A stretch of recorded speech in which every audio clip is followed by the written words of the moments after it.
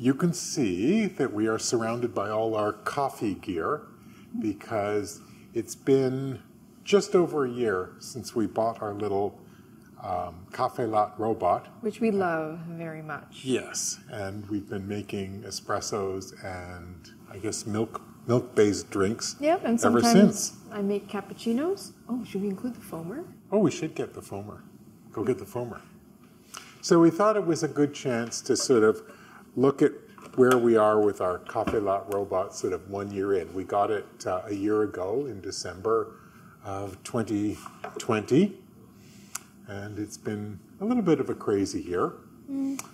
And we just want to mention we're having a little break from our renovation videos. Yep. I know the last video that got posted was the crepes video in commemoration for La Chandeleur, which is going to be taking place February 2nd in France.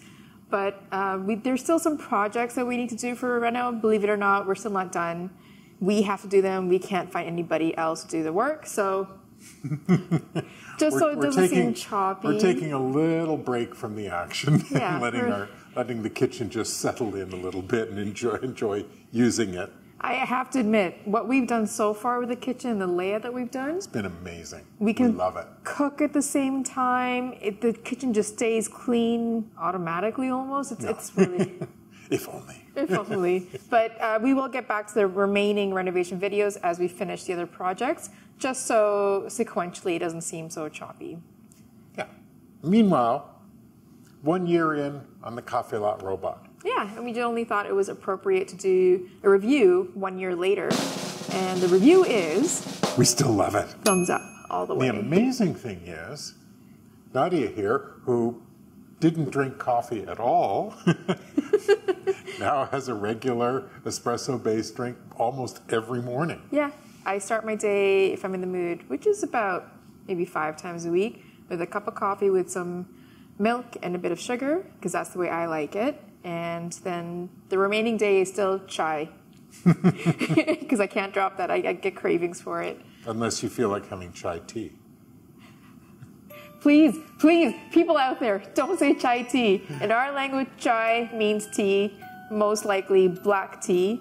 It's not just masala chai. The chai itself is the tea. So saying chai tea is like saying tea, which is really weird for us when we hear it out in the wild. But I do thank Rob for introducing me the way to make coffee and beans and the flavor and the nuances. And he's actually done it in a way where for someone like me who just wants to make a cup of coffee, I don't worry too much about water temperature or quantity. He's shown me a way where I can make coffee and feel comfortable about it without it being obsessed about it or obsessive. Yeah, because if you're not careful, you can go down a deep rabbit hole on coffee and espresso. I did not realize how nuts it was. Yeah.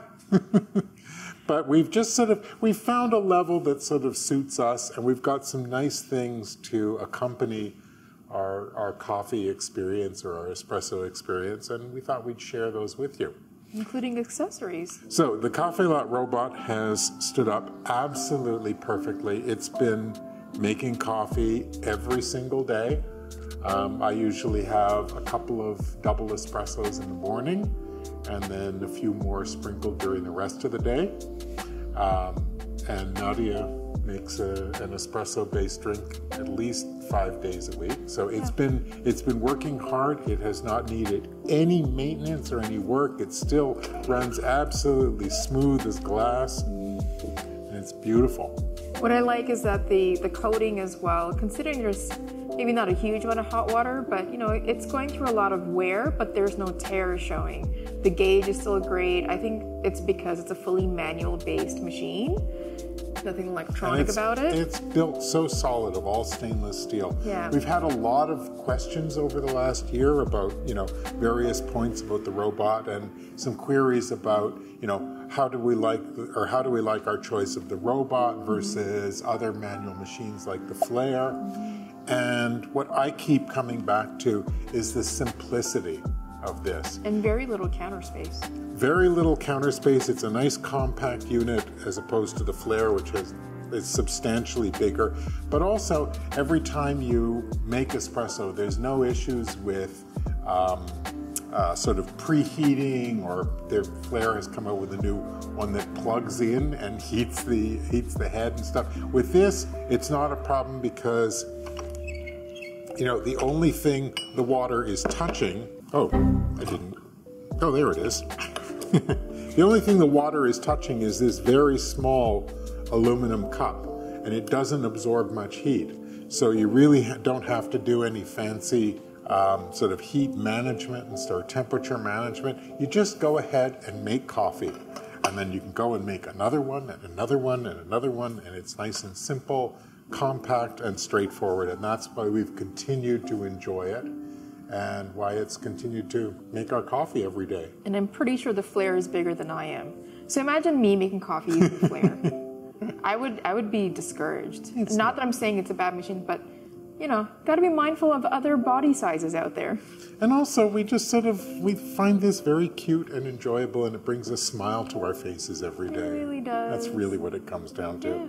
If you're curious, you can up here click on our previous video that we did like 8 months ago of our review. Rob does a great job of reviewing the Cafelat.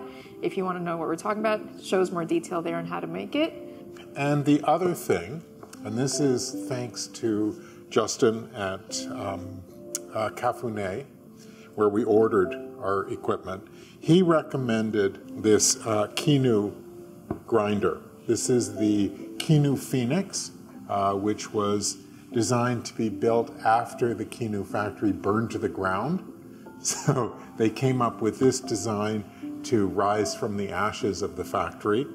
And it's their least expensive design, but it has all the same components as the more expensive one. So he recommended that as a great starting place.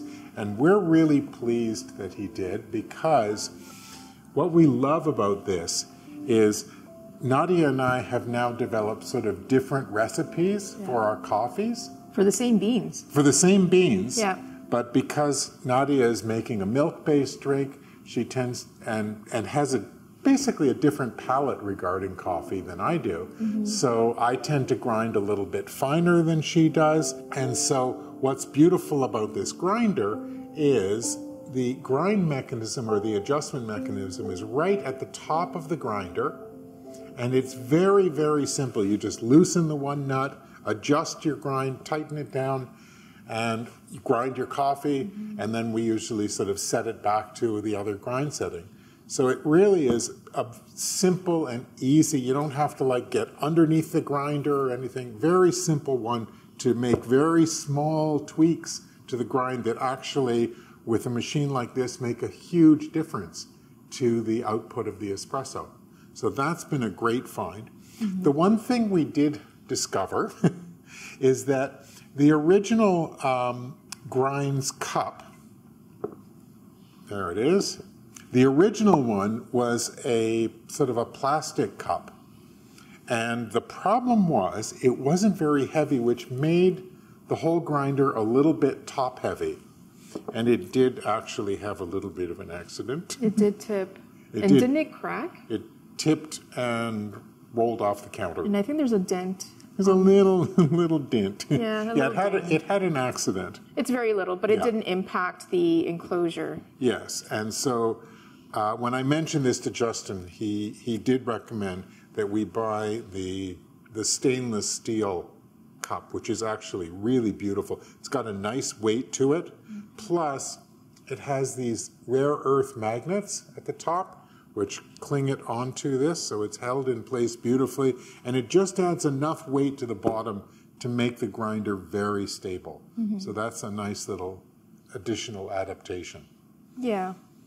Now, I don't think it was very expensive.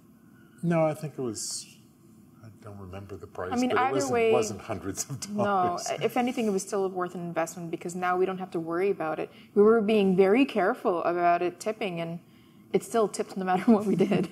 But now it's a lot more stable. And this little cup is really nice and easy to use, and it tips out beautifully. So there's that. Other things we've got. Now this, I wanted to mention this, because we got this fairly early on. It was in our first videos. And this is a little scale from Something Goods. I'll put a link below. It's a very inexpensive little gram scale, gram or ounce scale. And I was skeptical. I bought it because it was quite inexpensive and I didn't want to spend hundreds on a scale. And it also fits right underneath the robot, in between the arms, which is sort of unusual. It's just the right size to fit underneath there. Now, I figured at that price point, you know, how great was it going to be and how well was it going to hold up? It's actually held up really beautifully. Don't have to do anything to it. I do tend to avoid getting water splashed on it because I figure that might not be good for it. But other than that, it's a great little scale. And what I also love about it is it just runs on a couple of AA batteries. So I can use rechargeable AA's and that's it. It's got a nice bright screen. Yeah.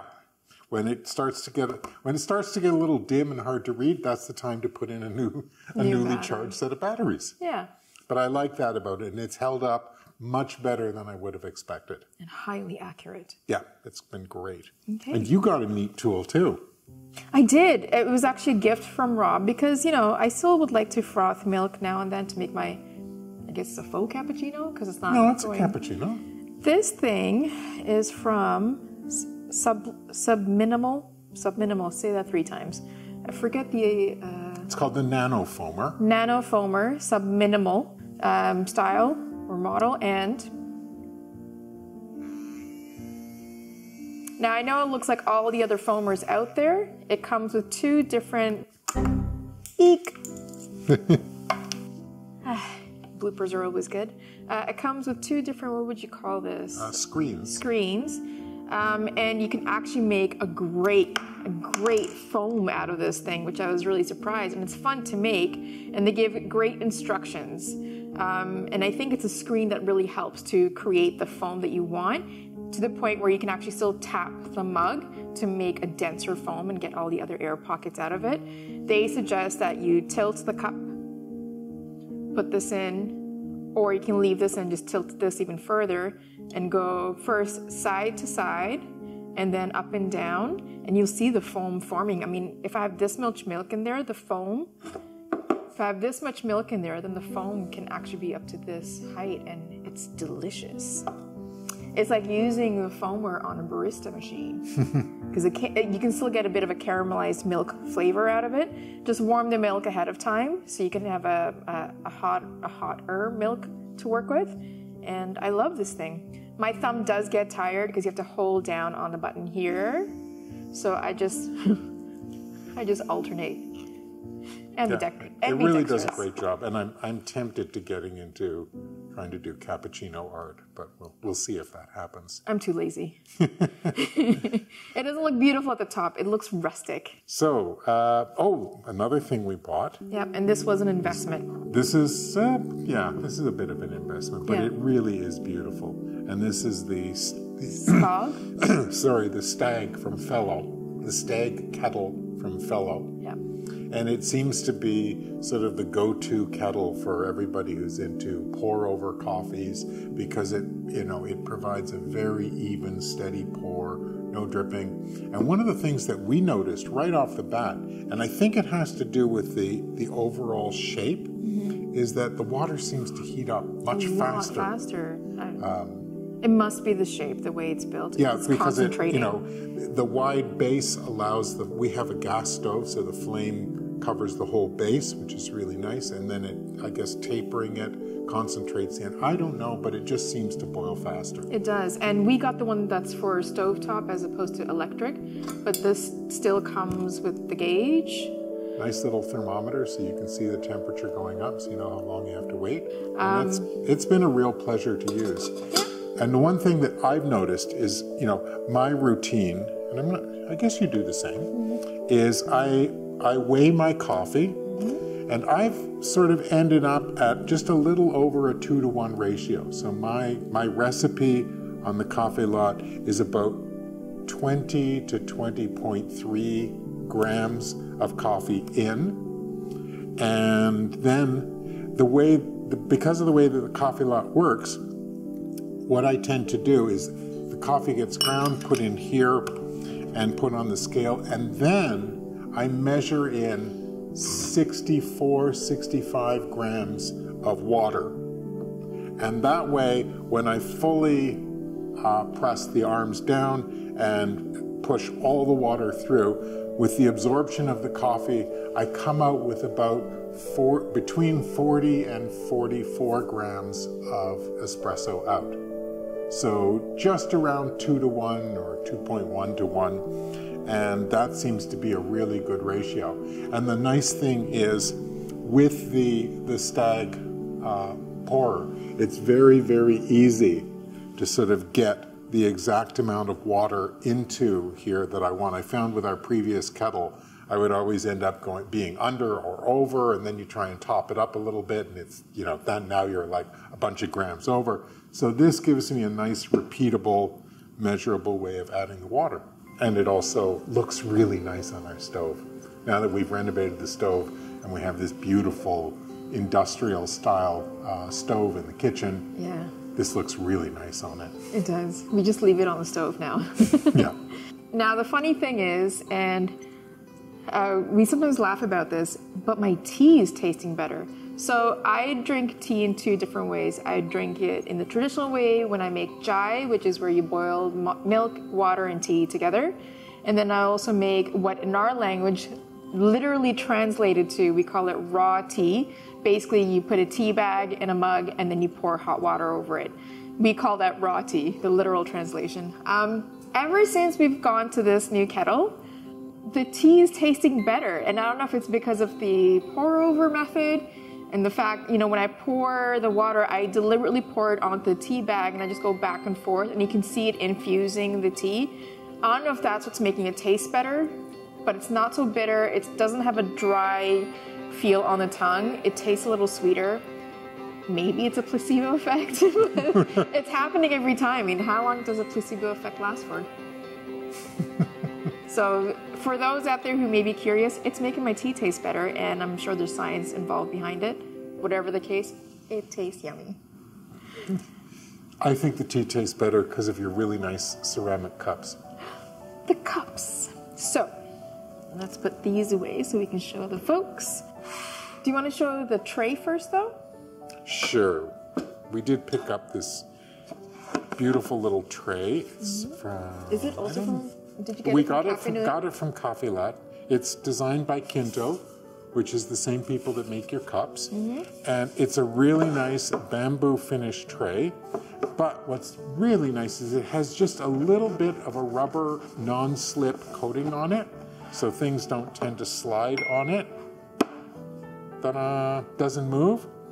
And what's really convenient is we keep the machine and we keep the dry components here, and then we have a little drip tray for the wet stuff, like the little cup and everything. But what's nice is this contains the little, extra little drips or flecks of coffee that otherwise would end up scattering around the counter. They stay nice and contained in this tray, and it's nice and easy to keep things neat and clean in our new kitchen. And even with the bits of coffee that gets left behind on here, it's still easy to wipe off afterwards. Yeah, it doesn't real get simple. Yeah, it doesn't get stuck onto it. So we're pleased with that. And then your cups.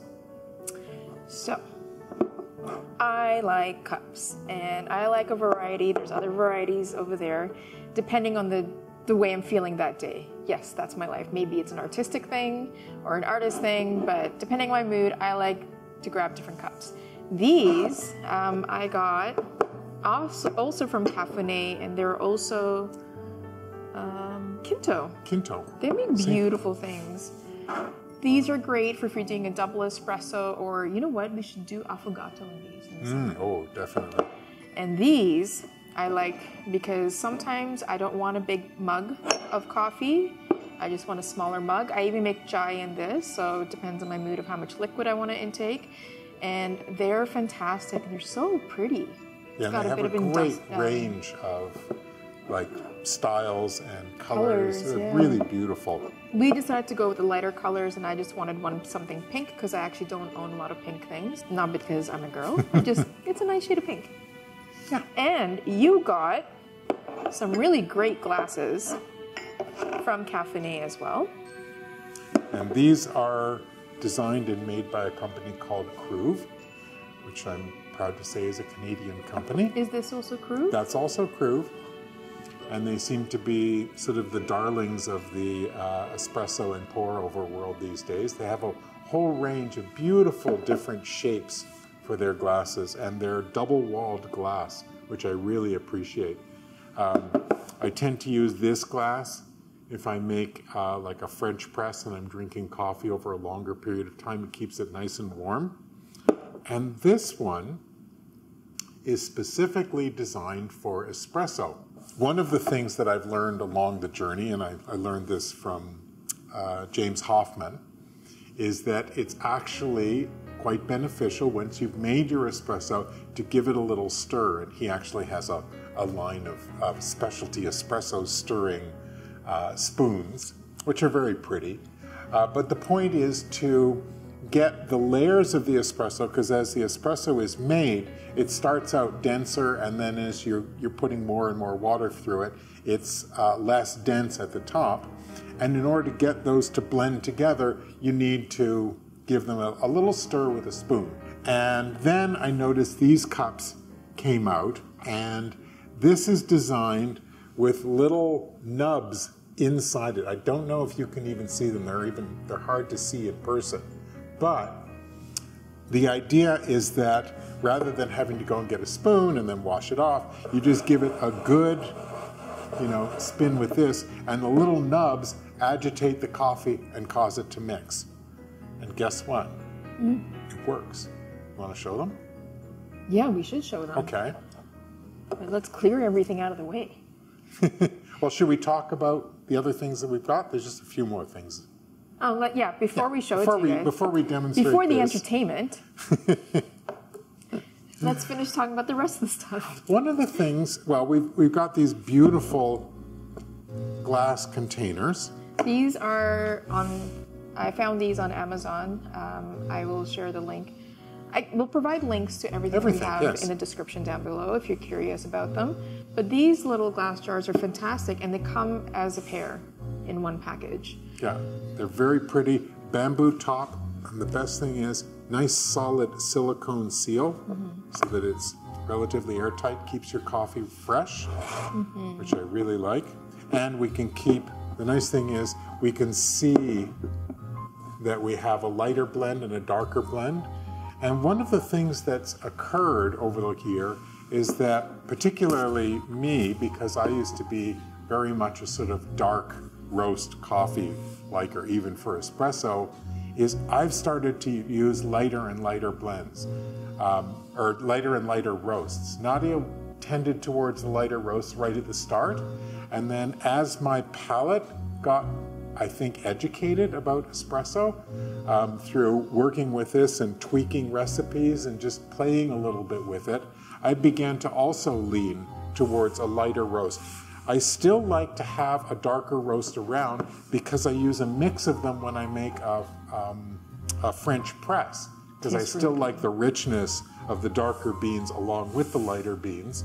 So we keep both. And the nice thing about these jars is it makes it very easy for us to tell what's inside. Now, would this be considered a medium roast? That's actually a medium light roast. And this is the dark. And that's a darker roast. Now, the funny thing is when you make the French press and you combine the two, I actually drink the French press coffee as just black. I've tried a few times putting my regular milk and sugar in it, and I do like less than half a teaspoon of sugar.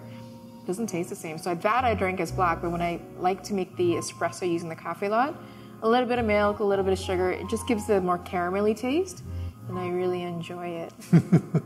So we've really been enjoying and educating our palates about coffee and refining what we like. And that's been a really interesting journey because, I've been a coffee drinker my whole life, and I've always sort of tended towards darker roasts. And it's really been interesting to sort of find myself leaning towards lighter and lighter. Not the super light sort of Swedish style roasts, but I guess a sort of a medium light roast. We've lately been enjoying a coffee called Slipstream, which is blended and roasted. Isn't it in St. Lawrence? It's blended at a roaster in St. Lawrence Market. Yeah. And they've come up with this one called Slipstream that we're really enjoying, and it's a blend made for espresso and a lighter roast. So. It seems to have a bit of a chocolatey taste to it, along with a bit of nuttiness. You know, all coffee for me will always have a line of bitterness to it, but it's got a good balance. And the fact that both of us are enjoying it, I find it very interesting, since we both drink our coffees in different ways, and we even grind the same bean on different grind levels. Yeah. I go for a slightly coarser, and Rob goes for a slightly finer, which, you know, it's fascinating. Okay, so you're going to get all the stuff. Yeah, I'll go get some water. Okay. And we'll demonstrate this. Okay. While Rob is doing that, I'm going to talk about, it's called a knockbox. Is it? Yeah. Oh, yeah. Yeah. It's called a knockbox. It actually says Cafelat on there. It's by the same people who made the Cafelat Robot. And we got this from Cafelat as well. And at first we were doing just a glass bowl to put all the ground pucks in, but it doesn't look very nice. What I like about this, it's opaque and black, so you don't see what's in there. I like this rod. Stick. Yeah, it's silicone covered, so you can get a good sort of knock against it. Yeah, and so, yeah, that's what that, I'm doing a terrible job of explaining this thing. Rob does a way better job explaining this thing. So the knock box is a box with a knock on it. You knock your chamber. No, it's here. Chamber, knock it through there, and you'll have it in here and not see anything around it. And not spill it all over the countertop. And it's easy to clean. It's very, very easy to clean. So, yeah. I'm not very much a coffee person, but I like making it. Yeah. Okay. So just to demonstrate that this little glass actually does serve to combine the layers of the espresso, I've got a little eyedropper of soy sauce, which sort of mixes in with the water really nicely. So I'm just going to drop a drop or two. You'll see it sinks to the bottom, so it's a little bit denser. And then, as I agitate this, I'm not getting a circular motion. There we go. You can see it sort of swirls up, picks it up, swirls it around and mixes it and blends the two together.